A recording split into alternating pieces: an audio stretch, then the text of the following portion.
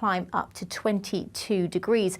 Northwestern areas of England could also see some of those temperatures into the 20s as well, but the east coast still seeing quite a lot of cloud that will drag in further through Thursday evening, with rain persisting across the south. And the story remains pretty similar all the way through Friday and into the weekend, with more wet weather to come in the south and plenty of dry weather in the northwest. That warm feeling inside from Boxed Boilers, sponsors of weather on GB News.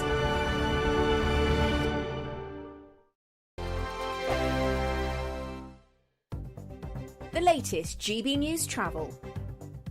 Good afternoon, I'm Johnny Ratner. Problems in Lancashire this afternoon, just south of Preston. The A6 has been closed along London Way on that short stretch between Walton-le-Dale and Lostock-Hall, where a police investigation is underway. Norfolk, south of Sheringham, the A148 is closed at the East Beckham turn-off on the Holt Road at the scene of an accident. In South London at Catford, the A21 closed on Rushy Green. A fire has broken out a block of flats near to the Ringstead buildings. Over 70 firefighters are currently on scene, as we understand from TfL, leaving a number of buses having to divert. In East Sussex, Brighton city centre, the A23 is closed in the one-way system on Old Stein following an accident involving a car and a lorry. And on London Underground, the District Line can't run Turnham Green to Richmond, neither can the Overground Wilson Junction to Richmond. That's the latest. You can stay up to date throughout the day by visiting our website, gbnews.com. I'm Christopher Hope. From pop stars to politicians, I'll interview anybody in a pub who's got a political opinion. Join me every Friday on Spotify, Apple Podcasts, YouTube or gbnews.com, or wherever you get your podcasts. This is GB News, the People's Channel. Every Saturday, 10 till 12, we'll bring you all of the news that you need to know. We'll also remind you that there is so much to smile about. It's my favourite time of the week. I get to relax, enjoy some light-hearted stories, and let Ellie teach me about fashion too. That's Saturday Morning Live, every Saturday, 10 till 12. Only on GB News, Britain's news channel. Join me, Neil Oliver, every Sunday night at 6 p.m. on GB News. And if an hour is not nearly enough for you, go to gbnews.com for special extended episodes online every Friday at 9 p.m, where we can truly get into the nitty-gritty of what's going on. GB News, Britain's news channel.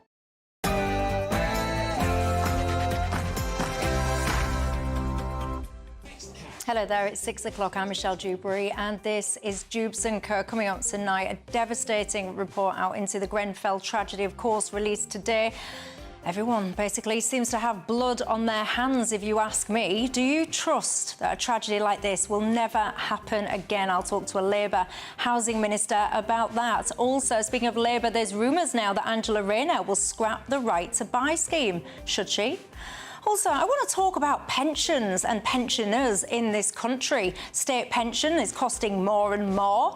Many people are saying, is it time to scrap the triple lock? I personally absolutely do not think it is.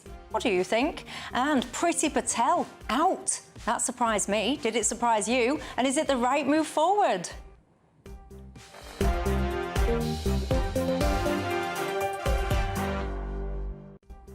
All of that and more. I've got a great, well, I say great, you won't believe your eyes when I show you the video of shoplifting. I thought I'd seen it all, but clearly I haven't.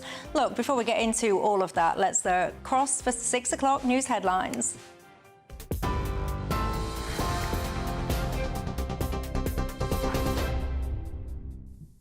Good evening from the GB newsroom. It's just gone 6 o'clock. Your top story this hour. The Grenfell Tower fire, which killed 72 people, was the result of decades of failure, a long-awaited report has found. Over almost 1,700 pages, the Grenfell report reveals how missed opportunities by the government, building companies, contractors and council staff turned Grenfell into a death trap. Families and survivors of the deadly blaze 7 years ago say today's final damning report shows they were failed by calculated dishonesty and greed. Met Police Deputy Assistant Commissioner spoke a short while ago, emphasising the scale of the investigation.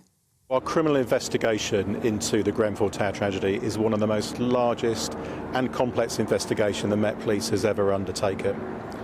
Our investigation started in June 2017 and continues to this day. I have a team of 180 investigators working on this full-time, plus many others who support the investigation, particularly expert witnesses. It is hugely complex. We've seized over 150 million documents. The interconnectedness of the different companies, the different individuals and their actions is something we need to untangle. Now, Rishi Sunak, who is now the leader of the opposition, has attacked Labour's move to axe the winter fuel allowance for millions of pensioners. He faced off with Sir Keir Starmer at the first Prime Minister's questions since Parliament returned from summer recess. The Conservative leader accused the Prime Minister of taking money from low-income pensioners and ploughing it into inflation-busting pay rises for union workers. It was his decision, and his decision alone, to award a train driver on £65,000 a pay rise of almost £10,000. And it was also his decision that a pensioner living on just £13,000 will have their winter fuel allowance removed. So can the Prime Minister explain to Britain's low-income pensioners why he has taken money away from them whilst at the same time given more money to highly paid train drivers? However, Prime Minister Sir Keir Starmer defended his decision to cut winter fuel payments, saying it's essential to stabilise the economy. We've had to take tough decisions to stabilise the economy and repair the damage, including targeting winter fuel payments whilst protecting pensioners. 800,000 pensioners are not taking up pension credit. We intend to turn that around. We're going to align housing benefit and pension credit, something the previous government deferred year after year after year. And because of our commitment to the triple lock, pensions are projected to increase by over £1,000 in the next 5 years. Now, Dame Priti Patel has become the first Tory MP to be voted out of the party's leadership contest, with only 14 votes from 121 Tory MPs. Meanwhile, Robert Jenrick came top of the ballot with 28 votes. MPs cast their opening votes this afternoon, reducing the number of candidates from 6 to 5. The contenders now include James Cleverly, Robert Jenrick, Tom Tugendhat, Mel Stride and Kemi Badenoch. Now, it's understood 2 people have died and 4 have been injured after a shooting at a high school in Georgia in the US. These are pictures of Appalachia High School in Barrow County, which was put on lockdown this morning after reports of gunfire there. Georgia State Police say 1 person is in custody after the shooting, and the White House has now been briefed on the incident. The family of an 8-year-old man who died after being assaulted in a park have said, "Our hearts have been completely broken." Bim Coley was attacked while walking his dog in Franklin Park, Brownstone Town, near Leicester on Sunday, and later died in hospital. 4 of the 5 children arrested over the murder have been released without charge. A 14-year-old boy remains in police custody as investigations continue. The group, aged between 12 and 14, were initially arrested on suspicion of murder after a post-mortem revealed Coley died from a neck injury. Police are urging anyone with information about the attack to come forward.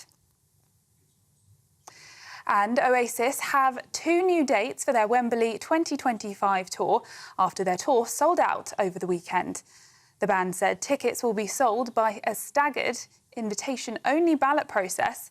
Applications to join the ballot will be opened first to the many UK fans who were unsuccessful in the initial sale with Ticketmaster, and more details will follow.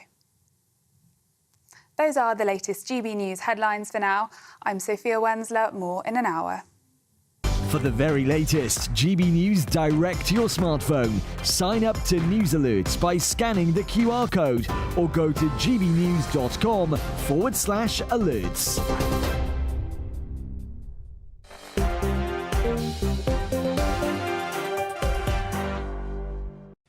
Thank you very much for that. I'm Michelle Dewberry and I'm with you till 7 o'clock tonight alongside me, my panel. I've not seen him for a while. I've just asked him if he'd done anything wrong and apparently he didn't.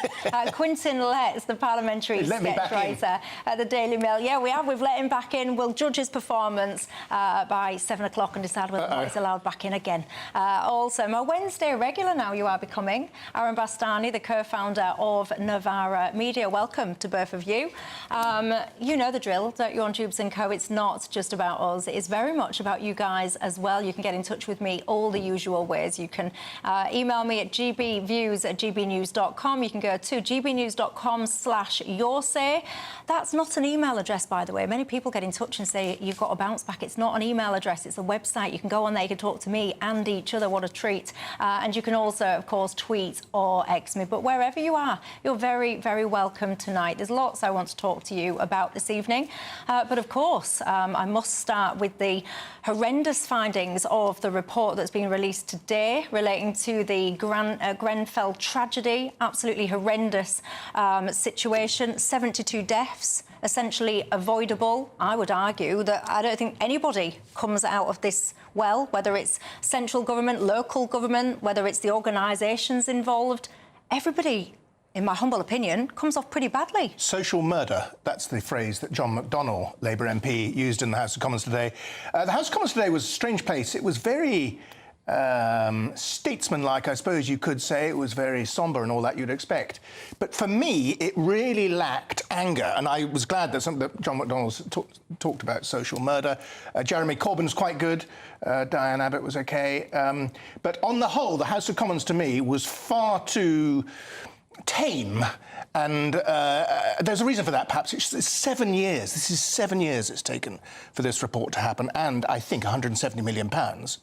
And there was none of the rawness. Do you remember back in 2017 when this terrible event happened?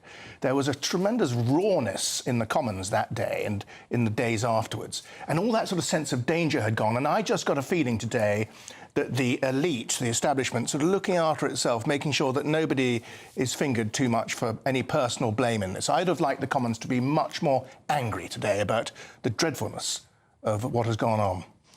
I wonder if one of the reasons that the anger is lacking in your experience of being there today is because so many people must look in the mirror and think, I can't really... who can I get angry at? Because we have known, or it's been known, should I say, alarm bells have been ringing, concerns have been raised for decades. We've had goodness knows how many governments since then. I've lost count of the prime ministers we've had since then.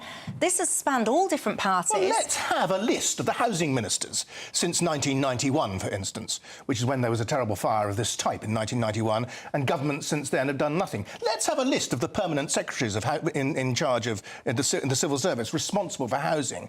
Let's have a real accountability in the elite. Instead, they're going to go after a few of the private companies, quite rightly, that have been behaving badly on this, and some of the inspectors who have not been telling the truth. But I just got a feeling in the Commons today, I'm sorry to sort of intrude on what should have been a very statesmanlike and sombre occasion, but there was just something a little bit off about... there was a bit of backside covering going on, I felt. What do you think to this at home? I'm really, really interested in a question. I'll make this really simple. Do you live in a property that's got potentially unsafe cladding? Do you live in a high-rise building? Do you feel safe at the moment? Do you feel reassured by what you see and what you hear? And do you trust, actually, that a horrendous tragedy like this will never happen again? Get in touch and let me know your thoughts. But for now, let me cross live to Labour Housing and Communities Minister, Rushanara Ali. Good evening to you. Social murder, that's one of the phrases we've heard this regarded as today. Do you agree with that description? Look, the description that Sir Martin used in his report is that this was wholly avoidable.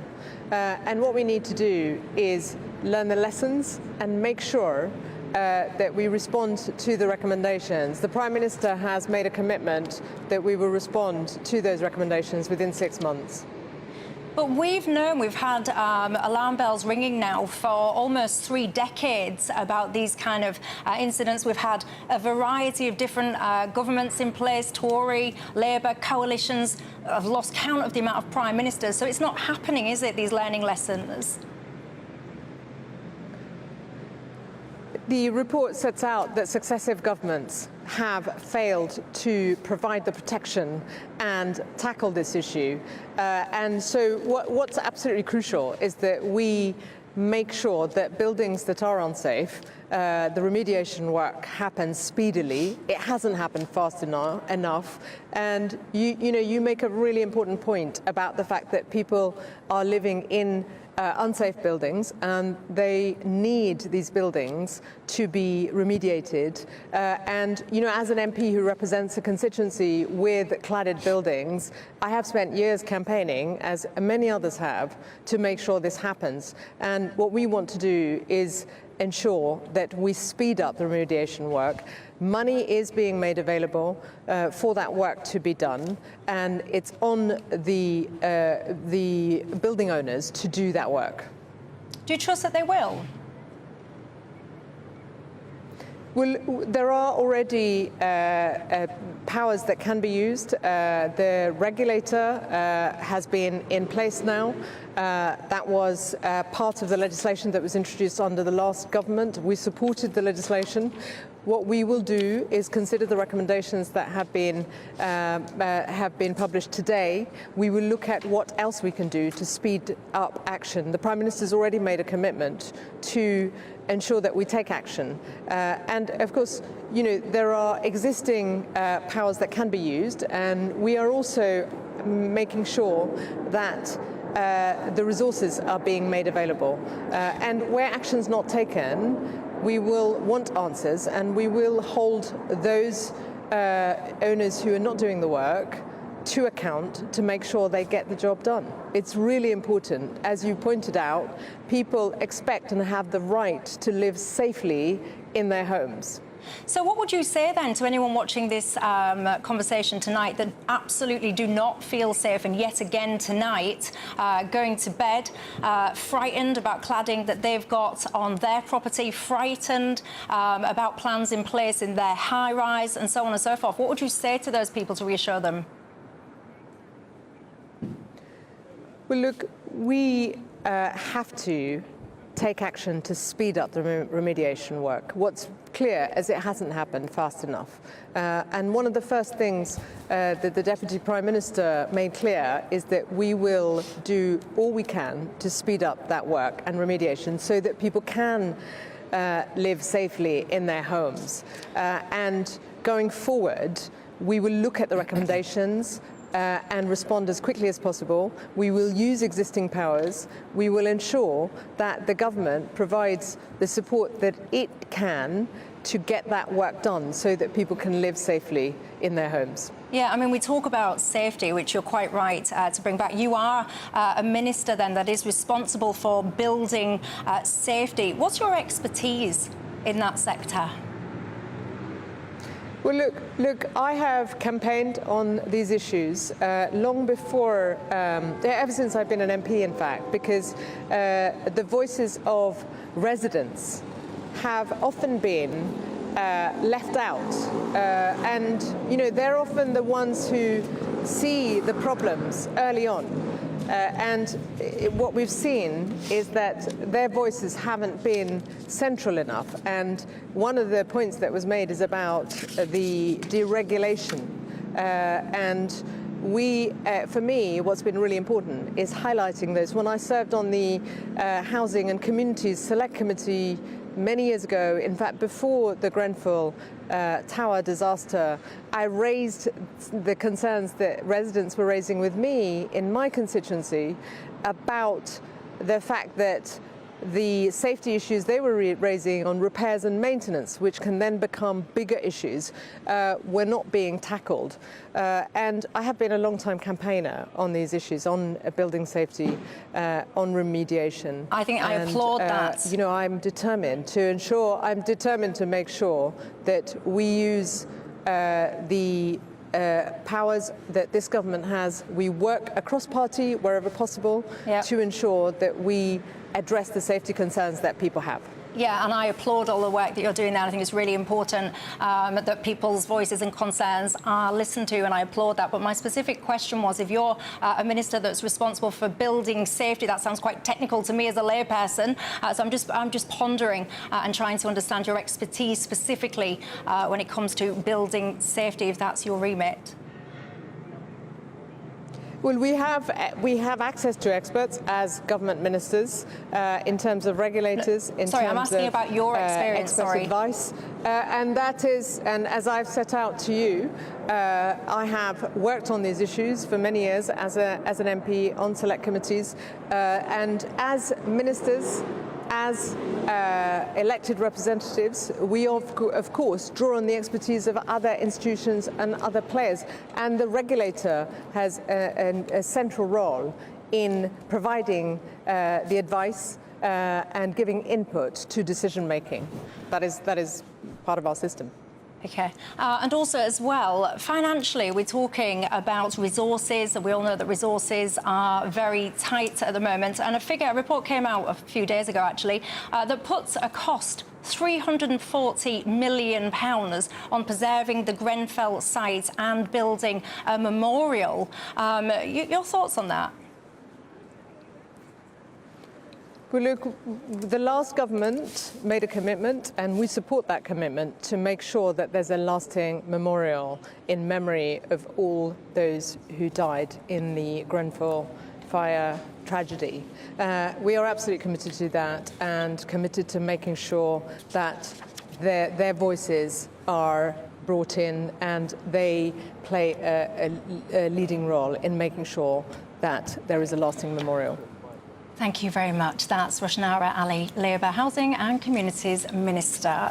To you, Aaron Bastani, your thoughts on all of this? It's obviously deeply upsetting. The point that Rushanara Ali made a moment ago about tenants being best placed to determine where there are problems is absolutely true in the case of Grenfell. There were tenants groups trying to reach out to local government, in particular, the council leadership, etc., council officers. For people watching or listening, they're not elected, but they work on the behalf of the council, repeatedly saying that the building wasn't safe, bringing all kinds of issues up, for instance, fire exits not being appropriate for a building of that size and scale. They were ignored repeatedly, and of course people make the assertion that was because of who they were, working class people in a generally quite affluent part of London. And I think there's a great deal of truth to that. I also have to say the immediate response to the tragedy in 2017 by local and national government was appalling, was utterly appalling. People were in temporary accommodation for a very, very long time. You would think when you've got the national spotlight on something like this, that's when government brings its A game. That is not what happened. And I mean, there's so many. I mean, actually, today, in fact, there was another fire at a high-rise. I mean, it must be absolutely terrifying to be in a high-rise environment, knowing that there is a fire, being terrified out of your wits. You're getting conflicting information. Do you stay? Do you go? What do you do? The terror that these people must feel. And I think it is just appalling that there is... I mean, even the fact that there is such a thing as unsafe cladding.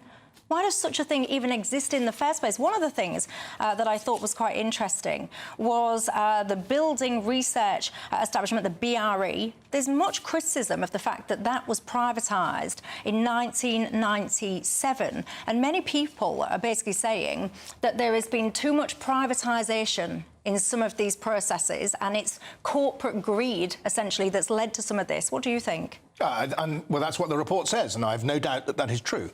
But there was also accusations from the report, or findings from the report, rather, that the fire brigade was not up to scratch either. And, you know, we've always looked up to the fire brigade, haven't we? We've always been told the London Fire Brigade is the best. Well, it doesn't seem it was. I would have liked a bit more urgency from that minister. I thought she was a bit waffly. And there's been this terrible inertia throughout the establishment and in officialdom and in authority. And there's a Labour MP today, Clive Efford, stood up in the Commons and said, hang on, this is just a little bit. There are echoes here of Hillsborough, of the Post Office Horizon scandal, of the blood contamination scandal and of other scandals, where the system has been so bloody-minded and has refused to listen to people, to the public. And the public's saying, look, this is a real problem. And the people in the ministry and in the department and in the council say, oh, no, don't worry, we've got this all under control, and they haven't. So there's a real sense, I think, that this country's official class has really let the side down. I mean, you talk about Hillsborough as well. I remember Eric Pickles, when he was talking, I think it was in some kind of select committee or something, and he was talking about the 96 people that died in Grenfell, and he got a lot of criticism then because people were saying you're basically conflating Hillsborough with Grenfell. You're lacking empathy. People were saying about, you know, I think he made some kind of comments along the lines of, you know, I'm quite busy, we need to get to the point on the questions and all the rest of it. And there is this whole criticism of a lack of empathy. Do you think that's unfair or fair? You know, I think the people at the heart of this, the people who've struggled through this, they've lost people or they've survived this appalling event, I think they don't really necessarily want empathy or sympathy. I think they want action. I think they want results. But to your point, they're getting neither. And often politicians are generally quite good at sugarcoating things when they've done a very poor job, but they haven't in this instance. And I think the problem really is that so many people are to blame for what's happened. You know, when everyone's to blame, no one's to blame. I think if it had just fallen on a particular layer of individuals, I think there would have been a lot more anger today in the Commons than there was. I think social murder is a very good way of describing it, precisely because so many different layers, the bureaucratic state, elected officials, both local and national, building contractors, etc. So many people are to blame here. So many people refuse to listen. David, one of my viewers, has said he's sick of everyone basically pointing the finger at all of the building industry. He says he's worked in that industry for 55 years and he's always been above board and done everything to the specs and so on and so forth, and he feels that his industry is now becoming the scapegoat. Well, I can tell you, little better than crooks and killers. That was a direct quote from some of the lawyers within the investigation, that they pointed the finger at some of those corporations that were actually involved. So certainly nobody would suggest that all builders are behaving in ways that they shouldn't be. But, I mean, there is certainly very strong questions to be answered by some of these corporations, that's for sure. Coming up after the break, right to buy. Do you think then should it be right that you can do that? Is it time we scrap that scheme? Would you support that? I also want to talk to you about pensions. Are you a pensioner? Triple lock coming under focus again. Is it time to scrap it? Oh, I can hear you shouting already. I'll see you in 2.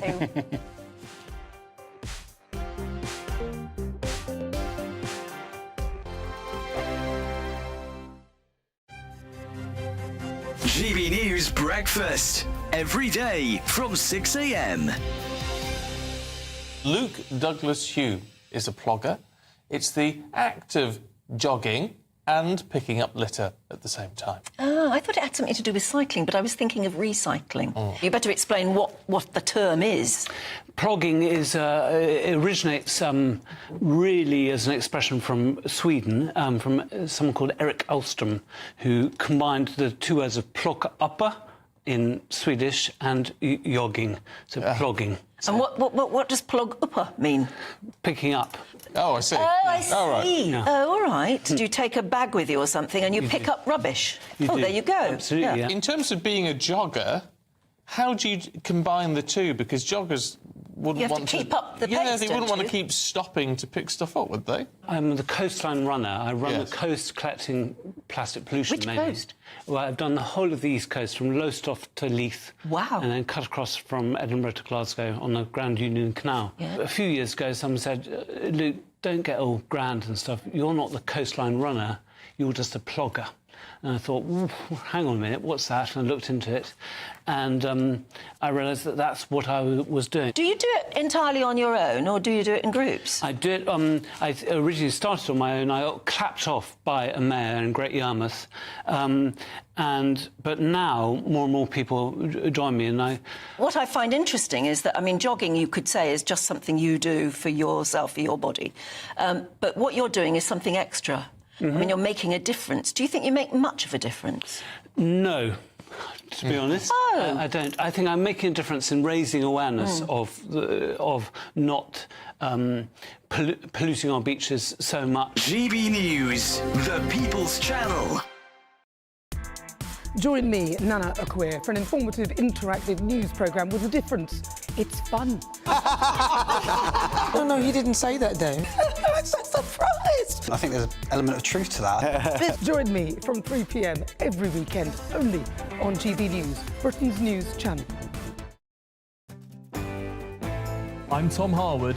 This is GB News, Britain's news channel. We're proud to be GB News, the People's Channel. And as you know, we always love to hear your views. Now, there's a new way of getting in touch with us at gbnews.com/your say. By commenting, you can be part of a live conversation and join our GB News community. You can even talk to me, Bev Turner, or any of the members of the GB News family. I'm Emily Carver. This is GB News, Britain's news channel.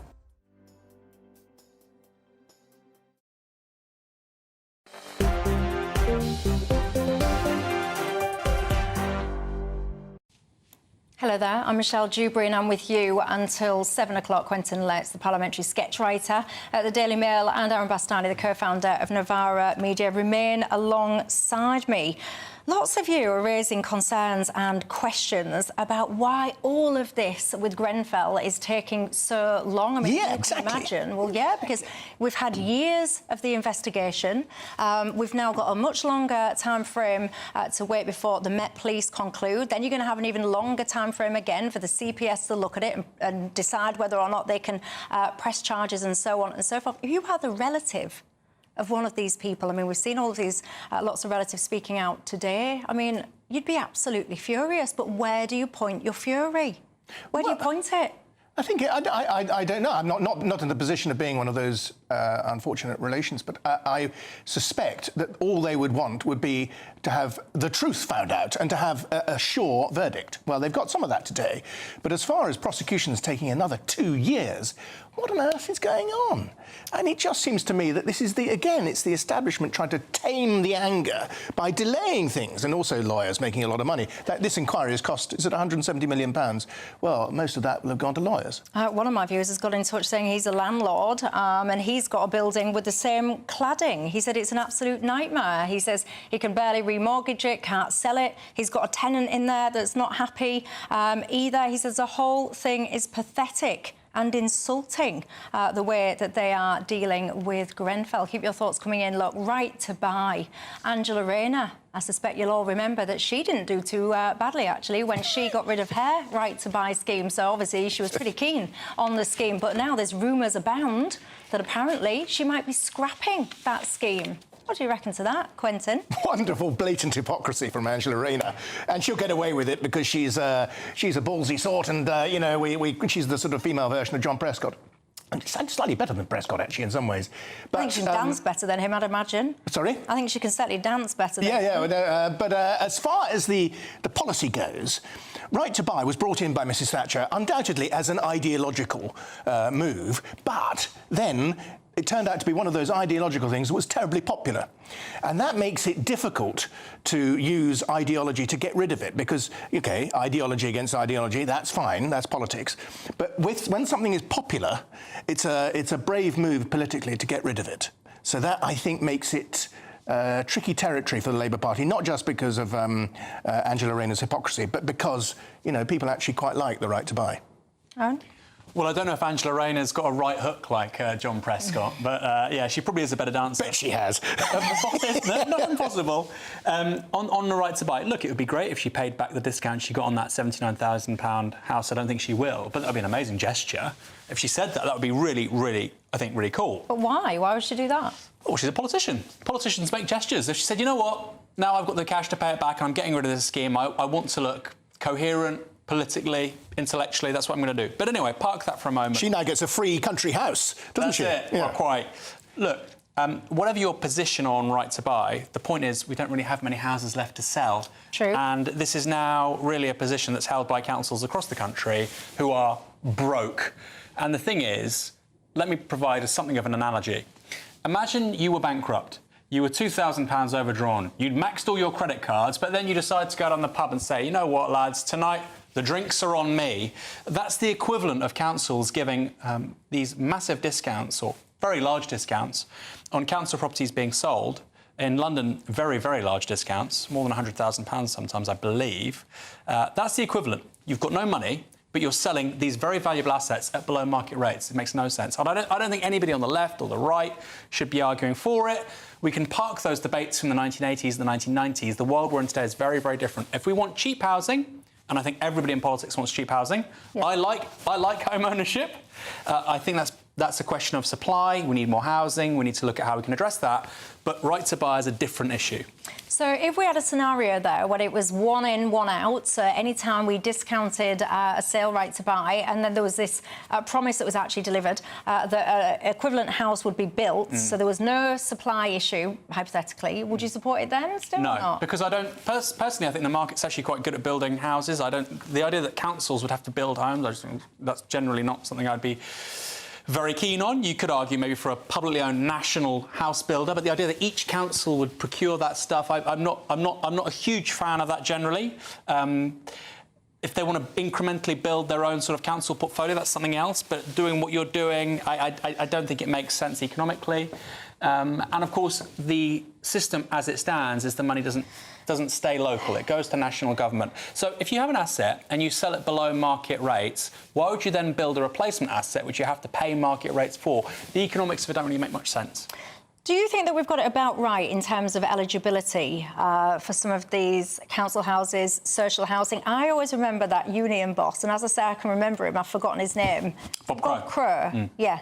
And he, if my memory serves me right, and I'm testing it now, and I am getting on a bit, wasn't he on a six-figure salary and he still lived in a council house? I don't know about his salary. His whole package was probably bordering on six figures, yeah, pension, etc. He probably would have been on like £80,000 salary. You see, when I think about that, and I'm using him as an example only because it always sticks in my mind, and I think, is that the kind of package level financially that you should be able to get social housing, council housing or whatever? Because there's a lot of people that don't earn a fraction of that, that absolutely could not afford to privately rent or anything like that. Sure. There's a few points here, and of course similar arguments have been raised with regards to Afsana Begum, who's an MP in East London. I mean, I think with MPs it's slightly different because you don't really have that kind of job security. You know, there might be an election in 2 years and you lose your job, but you don't have that kind of income anymore. So I think with MPs it's slightly different with a trade union leader. But that MP then, they'll be on about 90, I've lost track now, 95, now. Is it? 94, 95? 91. Yeah, I mean, just shy of 100 grand, and you're getting a house provided to you they by could the lose their state. seat in a few years, so I don't know about that. But what I would say is, I mean, on the face of it, somebody on that kind of income, like you say, generally wouldn't be getting council housing if they applied for it there and then.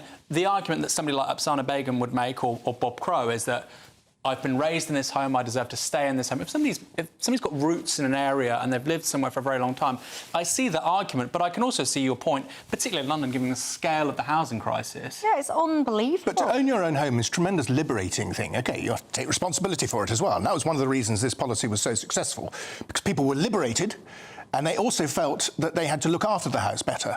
And housing stock was improved by the right to buy policy. I don't really understand why councils have to be in the landlord business. And if you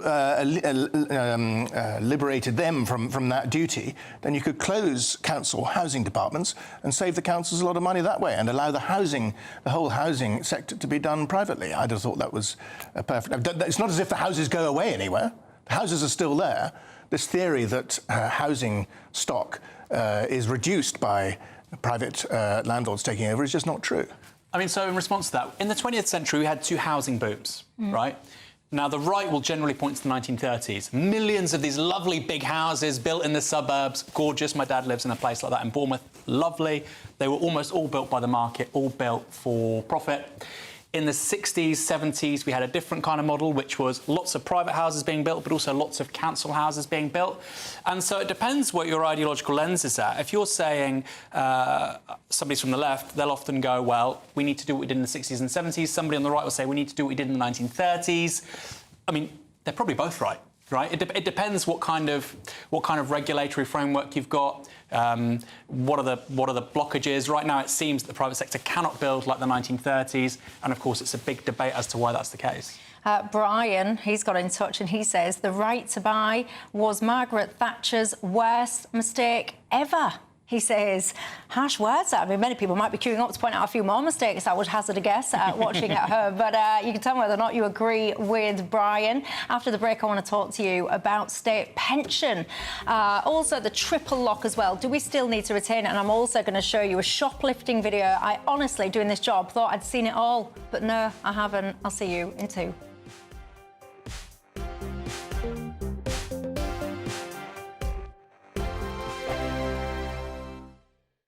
Hello, good evening. Welcome to your latest GB News weather update. We're at the start of a pretty wet period across southern areas with a warning in force all the way through until the end of Friday. But it will remain quite dry actually across north and western areas. We've got high pressure starting to build in from the north and west. We will develop an easterly wind, however, so that's going to drag in some cloud across eastern areas of Scotland, northeastern England as well overnight tonight.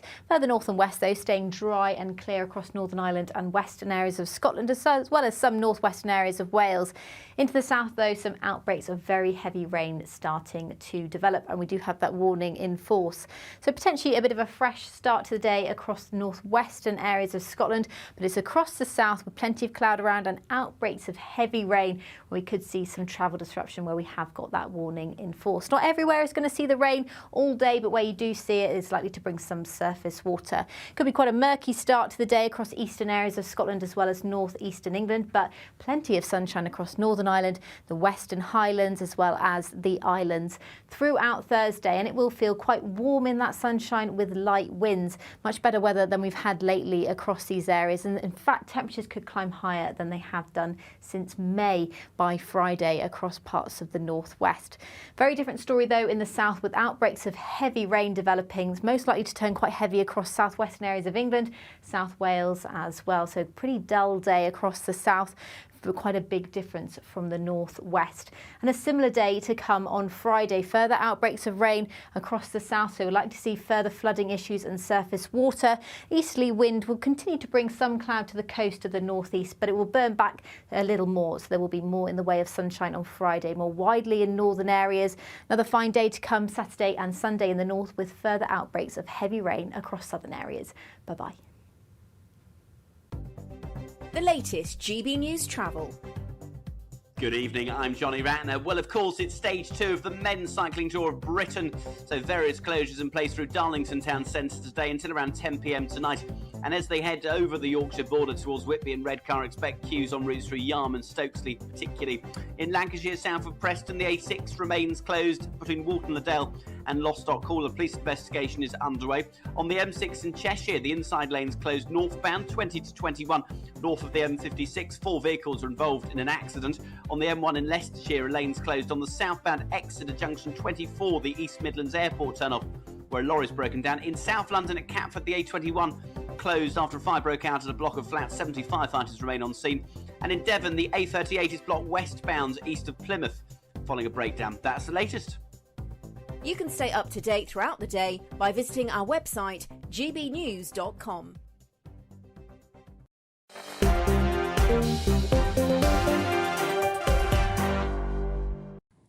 Hi there, I'm Michelle Dewberry with you till 7. Quentin Les and Aaron Bastani remain alongside me. I'll talk about pensions in just a second, but look at this video.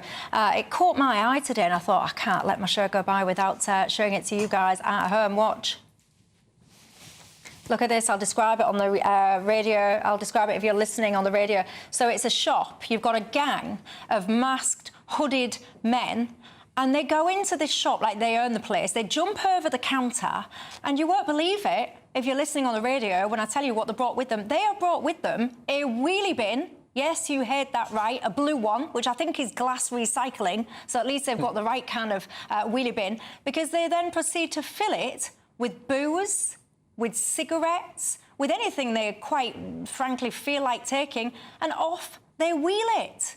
They've got machetes in their hand, and it blew me away, Aaron Bastani. I think, how brazen must you be? I mean, look at him, he's got a machete at the size of I don't know what in his arm, but how brazen must you be to know, you know what, I can do this, I can just do this and get away with it?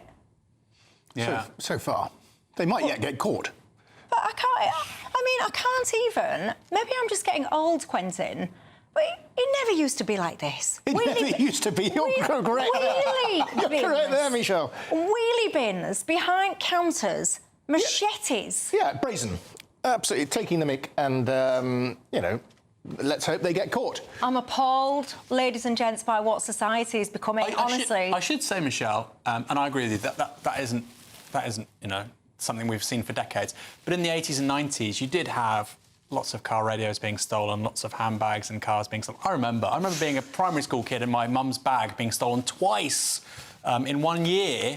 So theft isn't new, but I agree with you. The scale of that and the fact they're taking their time, brazenness, rushing. I pinched a lettuce by mistake the other day. Excuse me? I pinched a lettuce by mistake. I realised when I got to my car that I had neglected a lettuce at the bottom of my push trolley. And then did you go back and pay for said lettuce? I didn't. Did you put some fake eyes on it and pretend it was Liz Truss and start stroking it? What did you do with the lettuce? I just stuck it in my car. I suppose I should have fessed up, but I mean... I think you just admitted to criminal behaviour live on national television. Well, it was inadvertent. That could have been an Anthony Worrell-Thompson moment, you know. Well, what do you think? No, I'd been at a till. I'd been at a till with They'll have you on checkout film, person. Quentin. They'll have you on film. You mentioned about how it used to be, actually, and I've just reminded myself of another incident many years ago. One of my little brothers in Hull was in a car accident, and he got wedged. This is a true story, everybody. He got wedged in the back of a car. The car was wrapped round a tree. Wow. Somebody stole the car radio, as you say, but also, no word of a lie, stole the trainers off my brother. Wow. So my brother was trapped in the car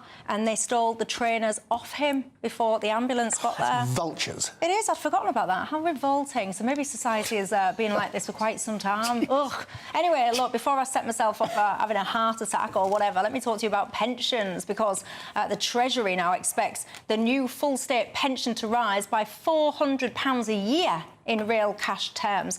Of course, it's been boosted again above inflation. Right, I'm going to cut to the chase and I'll return to this topic after the break, don't worry. Triple lock, is it still affordable? Should it still be in place? Continue, your thoughts? I would love it to continue. I don't think it's affordable. Aaron Bastani?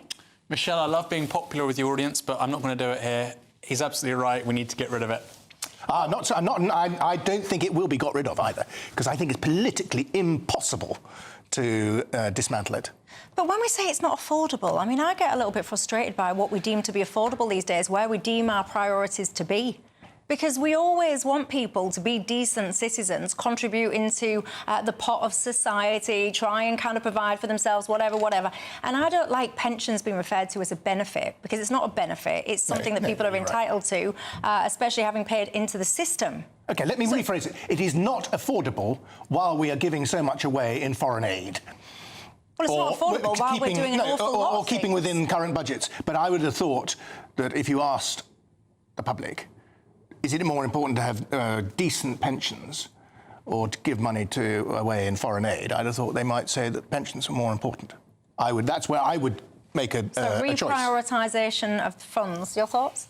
Well, with demographic ageing, we are literally not getting any younger as a country. You have something called the dependency ratio, which is the number of people in work and out of work. That generally refers to older people. There's obviously fewer and fewer babies. It is simply not affordable. And I think you can index pensions to wages. That's quite nice. You can index it to inflation. You could even index it to both. But this triple aspect to it, of the 2.5% as well, what that meant was basically throughout the 2010s, when you had low inflation and low wage growth, pensions just went up by 2.5%. So I think you have to change something. It could be a double lock. I personally think it should be indexed to inflation.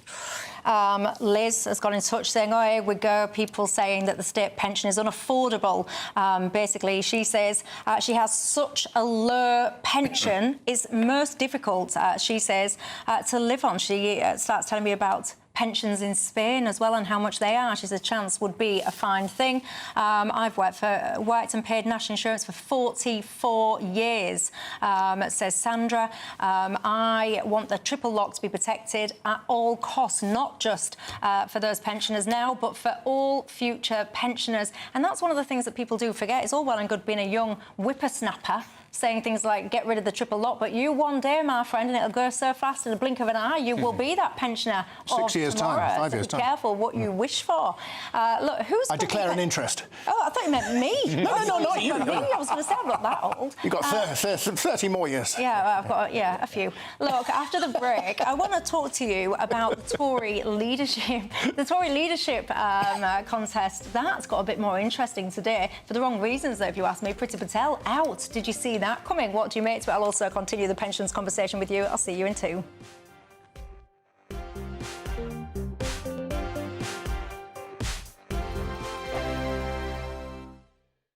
This is GB News, Britain's news channel. Michael found the recipe for success without going to university. Instead, he went looking for answers inside of a kitchen. The 22-year-old has just finished a level 2 course in professional cookery at UCB, a college in Birmingham. When I started UCB, I was expecting to be so intense from day one, but it's not. It sort of builds up, so to the point where you get comfortable. And building that comfort is a huge part of becoming a chef, because you need to be comfortable being in your own skin. This week, tens of thousands of students get their A-level results. The college wants them to remember university isn't the only option after school, and West Midlands Mayor Richard Parker agrees. University is the right route for lots of our young people, but there are other pathways to getting access to qualifications that will give young people the skills they need to succeed in life. Further education principal Rosa Wells says apprenticeships and technical courses are also great routes to a career. Here at University College Birmingham, we offer vocational courses. These are hands-on technical courses that can give people a different opportunity, something different to school. So we've got brilliant facilities that really give students industry standard training. A skills shortage across the UK means youngsters learning trades are desperately needed. 36% of job vacancies are due to shortages. The Labour government's new body, Skills England, has been created to bring training providers and businesses together with local and national authorities plus unions to target trade gaps and regional requirements. Michael's now finishing his qualification. Where he goes next is down to him. GB News, the People's Channel.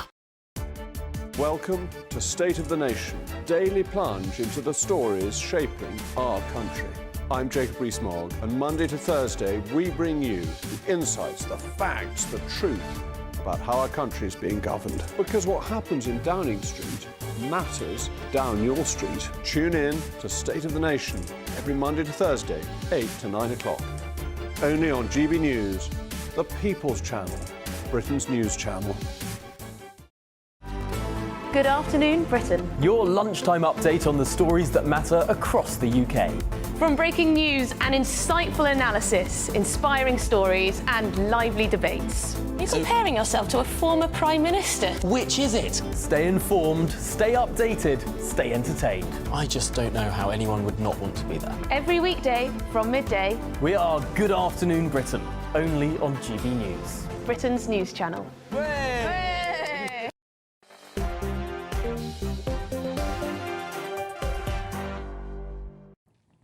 Hi there, I'm Michelle Dewberry, alongside me Quentin Letts and Aaron Bastani. Sandy says, Michelle, I am a pensioner, and she just thinks that you are coming under massive unfair attack, whether it's the winter fuel, whether it's people constantly giving a prod about your pensions and all the rest of it. People saying, and Michelle, tax. yeah, people say, Michelle, why don't people that criticise the pension actually try living on the basic state pension and see how well they actually get on? That could be a good experiment, couldn't it? I don't see it happening there. Look, former Cabinet Minister Priti Patel, she has been given the old heave-her out of the next Tory leadership race. I try very hard to be interested in this topic because I do think it's important who's going to lead the opposition. It's nominally important, but in likelihood, the person who becomes Tory leader won't become the next Prime Minister. It's likely to be that they're in opposition for 10 years, and so it is officially important, yeah. Were we surprised that Priti Patel went out? I don't know. I was. Well, I thought Mel Stride, who's a complete unknown person to most of the public, I thought he would go out instead. But Priti, although actually I try not to meet politicians, but I have met Priti Patel, and I find her absolutely charming one-to-one. But she's never been able to build up much in the way of support for her leadership aspirations among the Tory MPs. And these are the people who are voting at the moment, and they plainly didn't go for her. So she's out. Well, just to give you the contrast there, Priti Patel was at the bottom. She got 14. Robert Jenrick at the top got 28. So that's the difference in scale there, Aaron Bastani. I'm curious, is Kemi going to make the final two, Quentin? Because my very glacial understanding of these things is that she underwhelmed on that first round, but I don't know anything about this, since I'm asking you. Well, there's so few of the Tory MPs that the figures are pathetic, aren't they? But I think, yes, she may have underwhelmed. I think she probably will make the last two, because I think she's got a certain cut through, but you know, they're all fairly minor characters at the moment. There's certainly room for them to become better known. Well, I was going to say, a lot of viewers won't be able to pick some of these people out in a lineup, quite frankly. I find but the same would have been said about Sir Keir Starmer. True. 2 years ago. I find it interesting, though, the certainty in which you predict that Labour essentially are going to definitely get another term. Well, I think that's the likelihood. Do you? Yeah, definitely. With a 180-seat majority, I think it's most unlikely that the Conservatives will win. But, you know, it's possible. Of course it's possible. But, blimey, it's a heck of an Everest that they're looking at. What do you think? Do you think it is quite a certainty we've got a two-term Labour government? From two-tier to two-term Keir. There was a poll a few days ago. Got all the puns coming out. I should work for you. We saw a poll recently which had Labour on 30%, the Tories on 26%, so the Tories bumping up a bit, Labour down a bit, but it still gave Labour a majority of something like 60%, and that is the political reality of the situation. The Lib Dems have eaten, I think, quasi-permanently into a big chunk of the Tory vote in the south. You have Reform still fundamentally hurting the Tories more than Labour. Of course, that can change. So, yeah, I mean, that's still a bad result to form a government on 30%, but it would still mean Labour have a majority of 60%. But it's impossible to talk about. We're only 2 months into a new government. Hang on, it was you that was talking about it. Don't tell me it's impossible to talk about it when you brought it up. I just do what I'm told. Look, Paula's been in touch.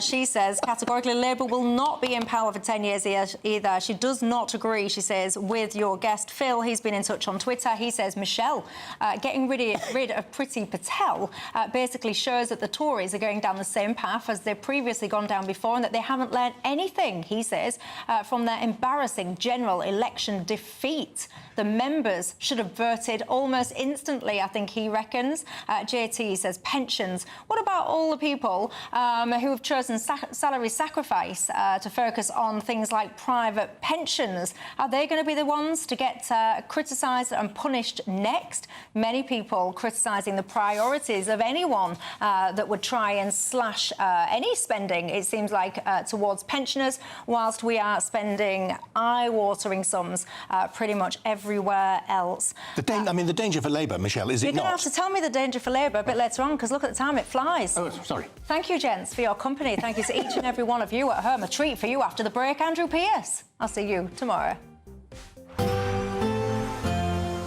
A brighter outlook with Box Solar, sponsors of weather on GB News. Hello, good evening. Welcome to your latest GB News weather update. We're at the start of a pretty wet period across southern areas with a warning in force all the way through until the end of Friday. But it will remain quite dry, actually, across north and western areas. We've got high pressure starting to build in from the north and west. We will develop an easterly wind, however, so that's going to drag in some cloud across eastern areas of Scotland, northeastern England as well overnight tonight. Further north and west, though, staying dry and clear across Northern Ireland and western areas of Scotland, as well as some northwestern areas of Wales. Into the south, though, some outbreaks of very heavy rain starting to develop, and we do have that warning in force.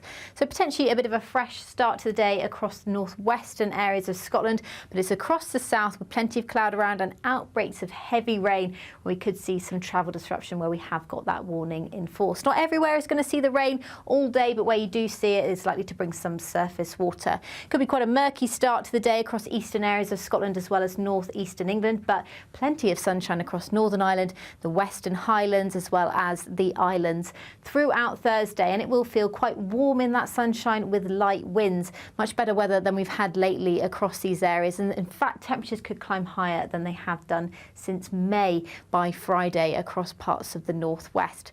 Very different story though in the south, with outbreaks of heavy rain developing, most likely to turn quite heavy across southwestern areas of England, South Wales as well. So pretty dull day across the south. but quite a big difference from the northwest. And a similar day to come on Friday. Further outbreaks of rain across the south, so we'd like to see further flooding issues and surface water.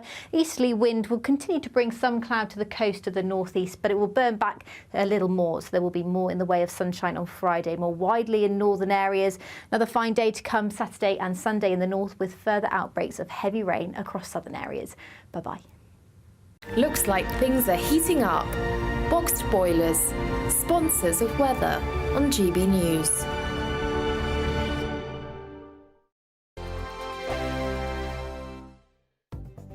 The latest GB News travel. Good evening, I'm Johnny Ratner. Long delays continue heading north up the M6 through Cheshire, 20 to 21, heading away from the M56. Following a crash, all lanes are back open, but it's queuing back towards 19, the Knutsford turn-off.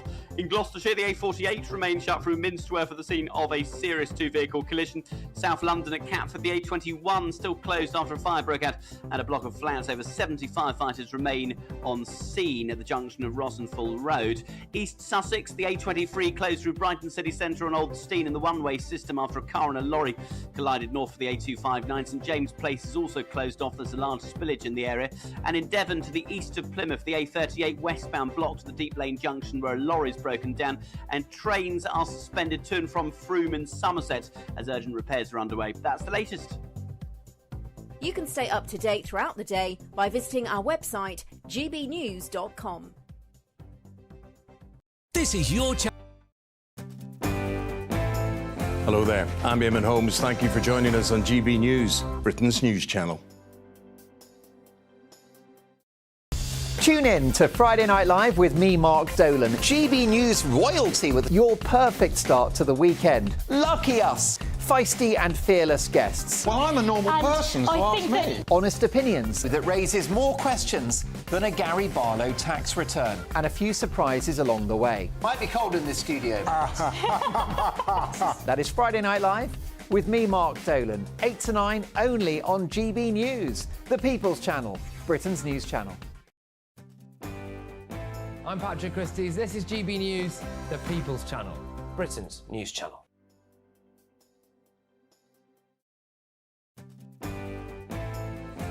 I'm Emily Carver. This is GB News, Britain's news channel.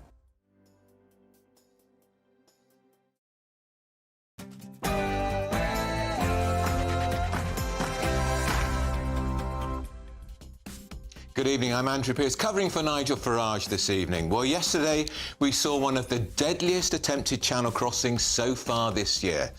But less than 24 hours after the tragedy in the English Channel, another 100 migrants made the journey to our shores. Today, France's Interior Minister says this: Britain is responsible for the boat setting off in the first place. He's accusing us of being a soft touch. You know what? I think I agree with him. And we've had the first round of voting in the utterly uninspiring Tory leadership contest.